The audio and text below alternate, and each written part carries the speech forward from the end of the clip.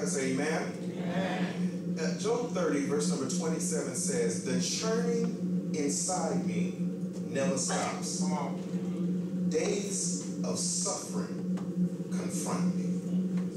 The churning inside me never stops. Days of suffering confront me. Somebody say, my Lord. I know y'all trying to figure out where in the world I'm going with this. It's going to mess you up even more when I say this title. I'm starting a new series today. Click the screen for me. Reality is not a show, and I'm preaching from the topic, The Voice. Everybody say The Voice. The Voice. This whole series, Reality is Not a Show, is basically taking certain reality shows, breaking them down from a biblical perspective. And I want you to see something in a different light, in a different way.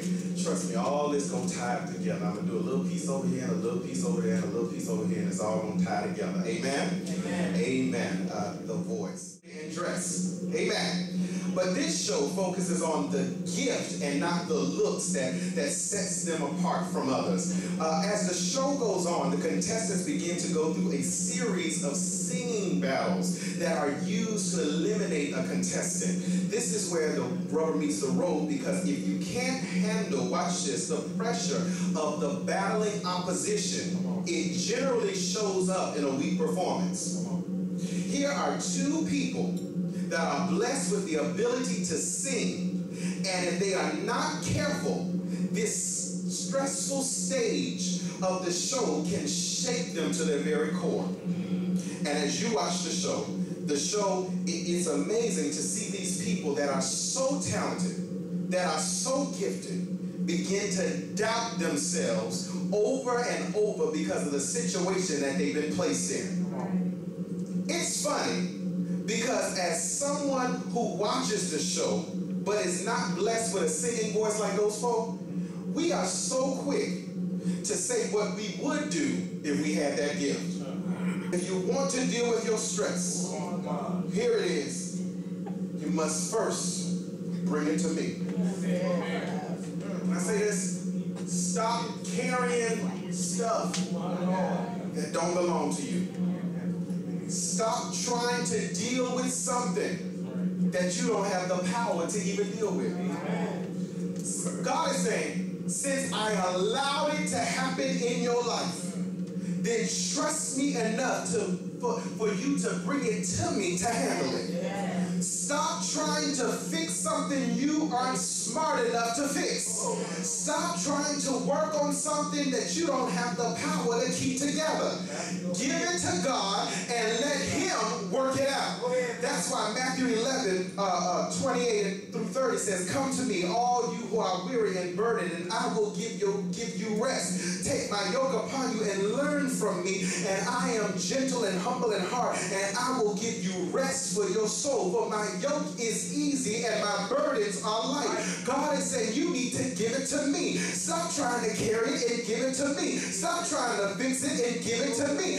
You ain't got enough power to fix your boss. You ain't got enough power to fix your husband. You ain't got enough power to fix your wife. You need to give that thing to God. You need to stop trying to handle it on your own, because you're carrying something that's killing you.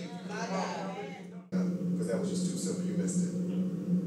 After all he had to go through, after all he had to deal with, after him being stripped down to nothing and losing everything, we get to the end of Job, and there's 4 words that messed me up. Verse number 16 starts out saying, after this, Job lived. Which tells me he was not living the life that he was supposed to be living prior to. It was a struggle he had to go through in order for him to live the life God wanted him to live. Now you sitting up here complaining and crying about what you're going through, but I'm here to let somebody know you're going through this, because after this, you shall live. That's all I came to tell you today. That God is saying, after everything, all the hell you got to catch, all the burdens you're going to have to bear, everything you have to go through, after this, you're going to live. Get somebody a high five, say, after this, I shall live. That's what God is saying to us. Stop tripping about what you're going through. Stop going through a depression over what they're saying about you. Stop falling to pieces because somebody walked away. Some things had to happen in order for you to live. And I'd rather live the than to be catching this hell that I'm catching right now and living with all this stress that I'm living with. I want to live the life God has for me. So if I got to go through persecution, I'm going right through. If I have to go through lying and people talking about me, I'm going through. If I got to go through a nasty boss on my job, I'm going through. If I got to go through people talking about me and dogging me, I'm going through. If I got to go through somebody walking away and leaving me, I'm going through. Because after this, I shall live. And if there's anybody in this house that's ready to live with me, come on, put your hands together, give God some praise, and tell the Lord I'm ready to live.